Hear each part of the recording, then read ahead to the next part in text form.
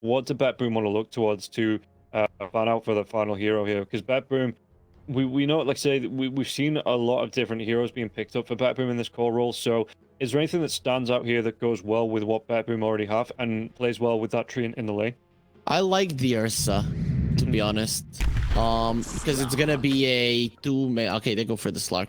It's gonna be a 2 melee versus 2 melee lane. So you want Ursa, Slark, or the Monkey King, right? So they go with the Slark. It actually makes more sense given that you're playing against the Drow. The reason I maybe would have been okay with the Ursa is because it gives you Roche potential. But Betboom probably think if we take down the tier 1 in the enemy safe lane, the mid tier 1, then with the next exorcism we can take the Roche. So they thought they didn't need the extra Roche damage, which is okay. With the Slark, they have potential for stronger potential for the late game, especially against the Drow Ranger, and this hero has been considered the Drow Ranger counter. Plus, when you look at the other side, they have no lockdown for the Slark, like literally no lockdown. What Avalanche, Walrus Punch, those aren't really spells that are gonna help you with dealing with the hero. Yeah, and guys, don't forget, if you want to visit our sponsors over at EGB, you can see the odds on the screen there. You do get a bonus deposit up to $600 with your first deposit. That is available over at EGB. If you want to check us out, and again, you can see the odds coming through there. Betboom, a little bit more favorite than Navi in these current odds, because Betboom, I mean, why wouldn't you? You know, one of the favorites to win the entire season. Navi, not really been performing up to the Navi name. They are 1-3, I think, so far. Down there with Virtus Pro. I mean, even Darkseid are 2-3. Namiga and One Move both 0-4. But yeah, at the minute, the favorite does go to Betboom in this series, and I don't think that I don't know, with the way he played yesterday, Betboom, you looked really impressive, even going through that 70-minute match. You know, to me, they do stand out as the favorites coming into this series. Yeah, they definitely are. I mean, there's no doubt. I'd say if Navi would outdraft Betboom, or at least have much stronger lanes, I would say, okay, yeah, they have a shot. But for me here, it looks like the laning phase will go in favor of Betboom, or at least it will be even. What I'm looking for in terms of Navi, if they are to have a chance in this game, it's Nicky Cool and his rotations towards the bottom lane. They have to be fast, they have to be efficient, and he has to be back into the mid lane as fast as possible. And while he's doing it, Swedenstrong needs to be in the mid lane, making sure the DP doesn't get the tower down, because it all comes down to this Tusk and him slowing down the Lycan, because you cannot leave the lanes early Navi, and that comes from the Tusk getting early levels and making sure that happens. Yeah. One question I will ask. Oh, there's gonna be the wraparound coming out from Navi though. Do they actually? Looks like they. I mean, they're gonna be able to get the ward down. So this is gonna be a really nice ward to see if anyone steps into the river here. They are grouped up as 4 heroes. The Lycan away on the side of Betboom as well. So if something breaks out, you know, a 4v4, you can see that laise is already moving himself away as well on the map to just go for the blocks in the off lane, it looks like. But yeah, looking at the Slark, I saw a really interesting Reddit post that said that Slarks, the pros can't decide on what the build is for the Slark. You know, it's different every time someone picks this hero. Every single pro has a different build for this hero. Echo Sabers, Diffusal Blades go straight into the Aghanims. And what is it you think Pure wants to go for in this match? You know, what does the Slark need to prioritize getting his items to in this game? I personally think that the Slark builds, it's not that the pros can't decide, it's that the Slark has a couple of builds that can be good. Ideally, you want to skip the BKB, right? Ideally, you want to get the second item, Aghanim Scepter, but it can't always go that way. That's the thing, that the game changes. So, I think ideally you want to go for a Diffusal Blade into a Aghanim Scepter, but more realistically, that's if the game is going amazing for you. But more realistically, it's going to be Diffusal Blade, Echo Saber disassembled into an Aghanim Scepter, or disassembled into a BKB if you have an issue. In this game in particular, though, I think Pure could even get away with a Diffusal straight into an Axe. Yeah, and you can see that Pure, he's not getting shot about coming in for the right clicks, even taking some damage here from the, I mean, laise has gone straight for the Whirling Death at level 1, so Pure, no Timber Chain, and yeah, Pure's just going to be sitting on right click down, trying to get these temporary stacks up on the Slark here. Laise, you know, what the build as well, because the whirling coming through at level 1, it's going to deal with the trees as well. For, you know, TORONTOTOKYO trying to sit in the lane. He's going to be taking some harass as well from swedenstrong. In fact, the body block is not TORONTOTOKYO. He's going to be in a lot of trouble. Yeah, the whirling death comes through. TORONTOTOKYO, he's trying to do what he can to keep himself alive. The stick charges. Can he get himself away? He can't. swedenstrong picks up the first blood there. TORONTOTOKYO is way out of position. And that backhand slap was so long. It's like I'm thinking, does the Tiny have more tank range than the normal melee hero? Not really without the tree, so that was really weird. But yeah, he does get the hit in the end and first blood. Solid amounts of right-click damage. Both him and the tree have very low arm, and then when your HP as a strength hero is being reduced so much, you're always going to be susceptible to going down there. Yeah. Meanwhile, on the bottom lane, there is some harassing coming out here. The trades coming through from both. I mean, Navi having 2 ranged heroes, and Nightfall. Anytime he steps up for a last hit, he is taking some harassment, at least one of them. And Nightfall, yeah, even the curse just being thrown out here onto Nightfall, he has to be careful about the amount of damage he does take. H2O, how's he looking at level 2? So he does have a point into the glaives as well. And he is going to be picking up that intelligence, even just the temporary intelligence, off the right click from those glaives. So it's a decent amount of harass that comes out from the silencer. And even if his right click does get reduced by the Fadefall, you know, he can still trade. The idea here was just to have 2 heroes that cannot attract a creep aggro and just harass the Lycan before he gets his Helm of the Dominator. Nightfall, he is going to be struggling a little bit in terms of CS until that Helm of the Dom comes. Then it changes for him. It just becomes much easier because you're going to have the extra armor to really sustain the region, to sustain yourself against these 2. They're constantly poking you, but he might be suffering currently, but he's not suffering as much as the Timber. Laise is the one that is really having a bad time into the CS. Yeah, you can see that he's only got 7 last hits here coming into the offlane, but on the other side, you can see that Drow Ranger having a really nice time on the last hit, and then Drow Ranger is sometimes a hero because of the way the attack animation works, the fact that at level 6, that's your big, like, power spike. But Vichun at the minute, he's got those last hits down here. Save, trying to do what he can to H2O in the lane, and you see that H2O, he's just trading right back into this on the top lane as well. Again, Pure, he's not shy about coming through. Anytime laise steps forward, Pure just goes in with the right clicks. And again, like you say, 2 melee heroes on the side of Navi. This is what Pure can do. He does get those temporary stacks, which means that the longer that laise wants to stick around, even if he does have the reactive armor, you know, he's still going to be giving up damage over to Pure. And yeah, TORONTOTOKYO comes in, drops a leech seed as well, and all of a sudden Pure has a lot of regen going his way. But Pure still has to be careful. You're up against the Tiny, who's level 3, so Avatos, you can die even with the 10 stick charges at the end, the very far. Sometimes you can get surprised, but one thing that we have seen from Betboom thus far is that they're very good at using their spells and items. And Pure, we can see that he's taking some damage, but we'll be fine. Yeah, has himself a couple of tangos there as well. Getting over to level 4. He had pounces, but just in case he got into danger, he did have that pounce available to.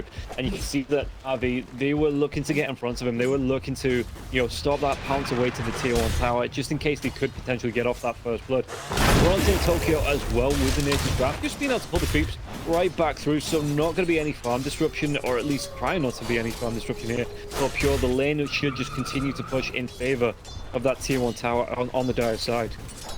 Sure, one lane we haven't talked about much, which has pretty much been a stalemate, which is to be expected. It's always what we see in a Tusk versus a versus any range hero matchup. Even though GPK is not going to be in any kind of trouble, the Tusk is still going to be farming quite nicely. But as we get more levels in the Spirit Siphon, it becomes increasingly harder for the Tusk to really get onto the creep. So now we're seeing GPK trying to make a difference in terms of CS between the 2. Yeah, and you can see that as well, the regen, what's he got coming out on the courier? It is going to be that 1, so he's got the infused raindrops as well. Nicky cool, just trying to do what he can to keep himself alive in this lane. You know, he's a big tanky hero anyway. Like I say, the Spirit Siphon, it's no longer that max HP damage, that max HP drain coming out. It is just a flat drain, but at level 3, it's still a lot this early on. Oh, it's insane. It's really a lot of HP that you have to go through. you can't really kill the death buff. And kind of the strength of the Tusk comes from the ability to harass his enemies. But speaking of harassment, TORONTOTOKYO is taking a lot of it, but Pure is going in. Yeah, Pure, can he get the kill? I mean, the Timber Chain comes out, and swedenstrong, he's going to have his spells up in the next few seconds there. Toss already out, and you can see that TORONTOTOKYO, again, just getting a little bit too far forward. He did try and drop the leech seed to keep himself alive, but the amount of burst damage coming through from the Avatos, from that Timber Chain and the Whirling Death, was too much for the train to stand, and he was felled there by the Timbersaw.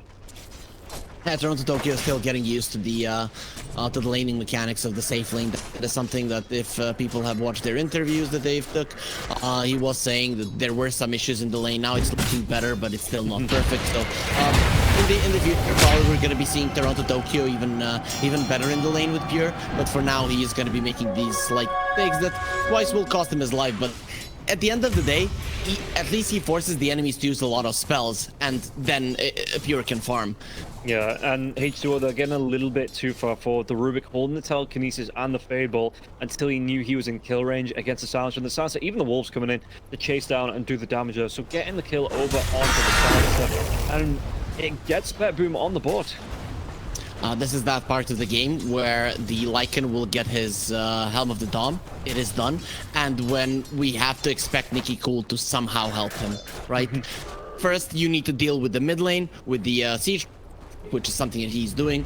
But if you're not rotating towards the bottom lane, it's going to be problematic, or at least TPing. But I don't think Nightfall is going to be as crazy to dive. I think what you want to do with this Lycan is apply pressure and get the tower. Yeah, and you can see here as well that GPK has close to a full level advantage over the Tusk. The Tusk just hit level 7. GPK the rotate off. Did he find the, even going to be able to find the Dry Ranger now as well? Spirit Siphon coming out. V-Tune. Does he get himself away? He's not going to be able to. The Wild Wing Ripper pulling him back and securing that kill. This is the thing. You can't go into the jungle in this game if you're Navi. You need the lanes to last longer. The Timbersaw can get enough hate towards him to pull 2 heroes. So you have the Tiny one extra hero to play the map with. And I understand that Betboom, their heroes might be stronger with the Exorcism, with the Shapeshift, but you will have the numbers advantage slowing them down, and with this kind of an approach, you're going to be in a lot of trouble. Nicky is rotating to the top lane, so they're at least bullying TORONTOTOKYO. Yeah, they did get another kill, but at this point, the tree, it's just playing the living ward roll, scouting out Pure just to be able to put himself behind. Looks like he is going to be going towards the Echo Saber here for the Slark. Meanwhile, the Drow just has to move into the triangle. That's it, the lane is over. Lycan took the tower, and even the Exorcism, it's going to be coming out here in the mid lane. What can they do here? Because H2O's around as well in this mid lane, but you can see that GPK is just hiding himself in the trees, just letting this Exorcism go to work. Nicky here with the wall, but GPK. Snowball coming up with the Spirit Side from the wall's already there, so the sustain is up for the Death Buff now. Got 3 heroes in the mid lane. GPK trying to get himself around, but another shard. They come out once again. GPK Spirit Siphon onto a creep, just trying to get as much health as he can. Still has one more charge. The telekinesis as well. Snowball will be coming in, but it's going to be underneath the tier 1 tower. No Spirit Siphon for the next 20 seconds. And again, the Ice Shot, the Walrus Punch comes in, but Nicky he's going to be taking tower damage. Maybe if the Exorcism was gonna last a couple of more seconds, Navi tried to commit on that one, but at least for now they defend their mid lane tower. But I'm looking at Navi right now. They allowed their bottom part of the map to be overtaken so easily. It's gonna be so hard now to protect your mid lane from 2, maybe even 3 angles. And yep, Living Ward dead yet again. Oh, Tokyo. You know, he spent the best part of the last 2 seasons as, you know, the mid laner taking all of the support team, you know, being in the main focus, fighting all of this far. Shit into that position 5. Obviously, though, you know, it's not like he was forced to do it, he wanted to do it. It was the Betboom squad. But, you know, finding out that life isn't roses at that position 5, which is the reason I don't play it.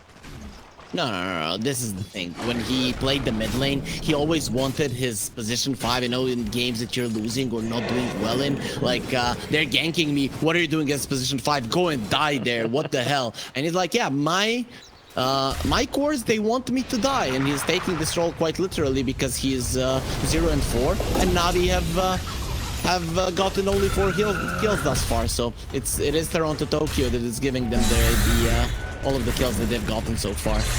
Yeah, it makes a change from yesterday, though, when it was Save, giving away all the kills in that first game.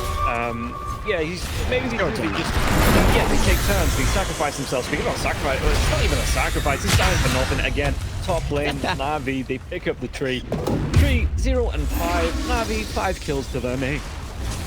This is a bad death, right? This is that treant death that you're staying in the on your lane for a very long time, and till the end he's gonna have the exact same death unless he baits them long enough. No one cares. Navi, they just don't care. I mean, the Tusk is TPing in here. Does he want to try and make a move? Yeah, they're going to try Maybe. and like him. Still has that transformation. He's going to be able to get the chips off in the ice shards. Trap him in, and the wolves, at least the wild. This is dangerous. Will be Navi are dead. Yeah, they're going to be trapped in. And Vtune, again, no mobility. The snowball's going to be coming through onto a creep, but it's going to be underneath the tier 2 with the exorcism going. Nicky Cool is going to try and do his best to keep Vtune alive. Vtune, with the multi-shot, the Crypt Swarm does come through, and it looks like Nightfall will take those tower shots. He doesn't want to die further on to try and get that kill onto Vtune, but Nicky Cool with that snowball, he's going to be able to keep the Drow alive, and the Drow just backs himself away, drops that multi-shot, and then just gets himself out of dodge. Very dangerous thing that Navi just pulled off there, but in the end it's a disaster either way. They might not have lost their heroes, but they're in the bottom part of the map, and now you need to take all of this time to rotate back on the map, because bottom lane, the worst possible place you can be at. You can smoke towards there to get a kill, maybe clear out your jungle, and then go back to farming, but you cannot stay on the bottom lane. So many angles that Betboom can come from, and you're not even gonna see it coming. Navi, and they should be very happy that ended as it did. Yeah, and you can see again, EGB giving the odds 8 to 1 here, nearly not 1 for an out from Navi, or maybe 9 to 1 from Navi. But you know, just getting out close to evens here on the odds. You can see as well that, I mean, the Slark's going straight for the Aghanims after the Echo Step, which makes sense. You know, you want that long-range pounce to be able to close the gap onto the Drow Ranger, get right close to him, and deal with this marksmanship bonus that comes out for the Drow Ranger.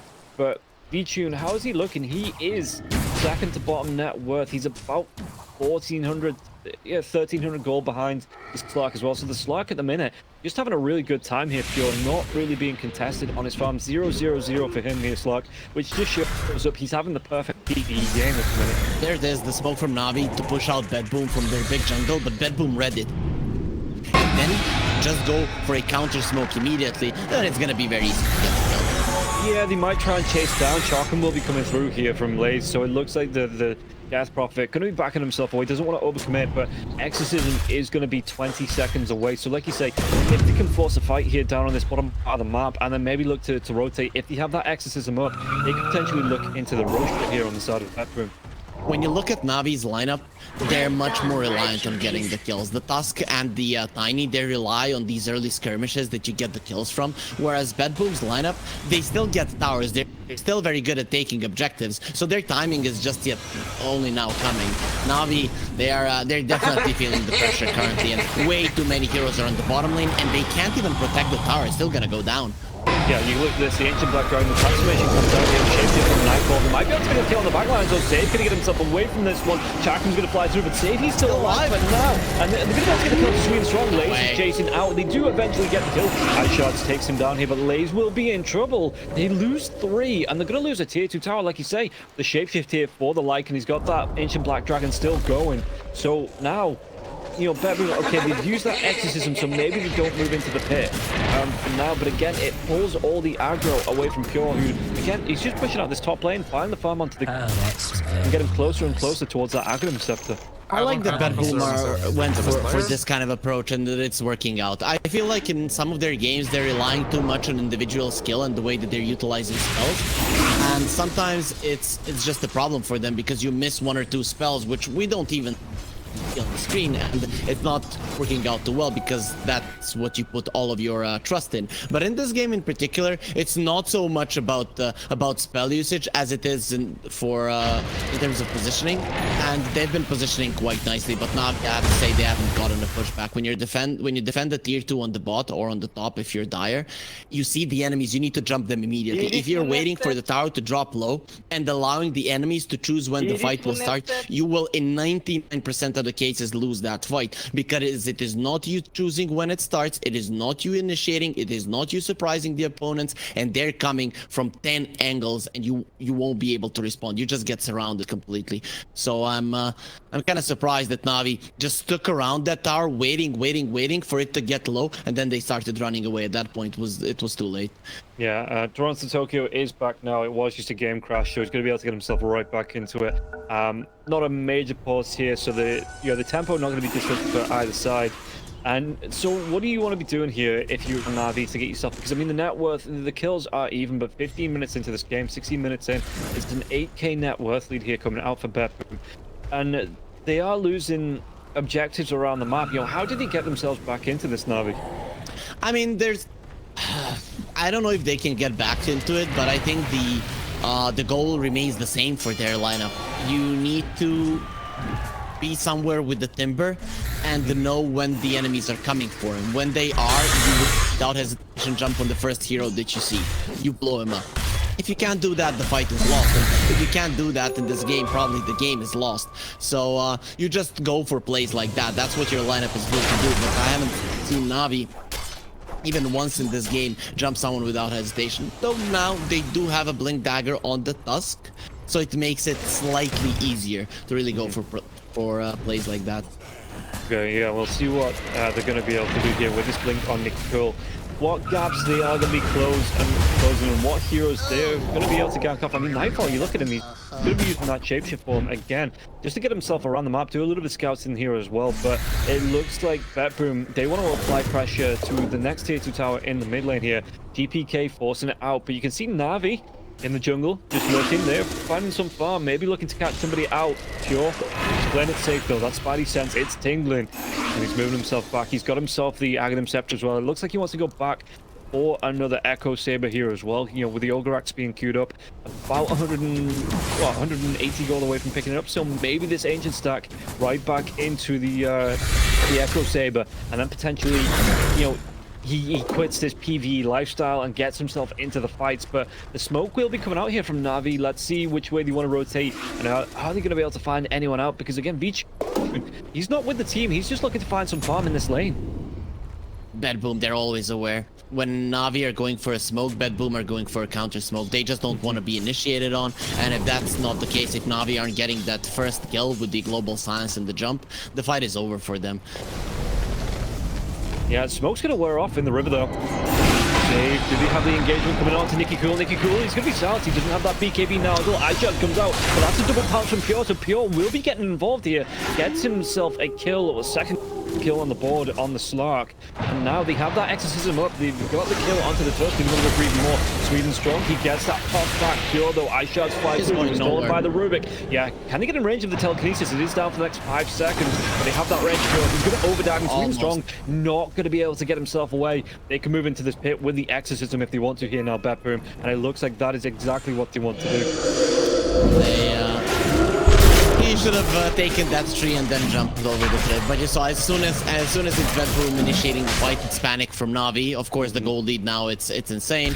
Of course, the exorcism now will take down the Roshan. One thing that also is making a big difference in this game and shows how Betboom want to approach it. They never want to allow their enemies to have any kind of vision on the map. They got a very early. Now it's 19 minutes. I think they bought it like 15 minutes into the game, and they've just been taking down vision everywhere on the map. Betboom are playing on the bottom lane around their own vision, and Pure is playing on the top lane during nighttime with the gem in hand, meaning that he cannot die. There's absolutely no chances. Even if the enemy smoke towards him, he's a Slark, and once the smoke breaks, he's gonna see them earlier than they see him. And it's just impossible to catch him. It's impossible to kill him. Thus, it's impossible for Navi to play the game. Now, at least during this time when the Rosh was being taken, you can go back into the jungle and remove some of the vision, which is exactly.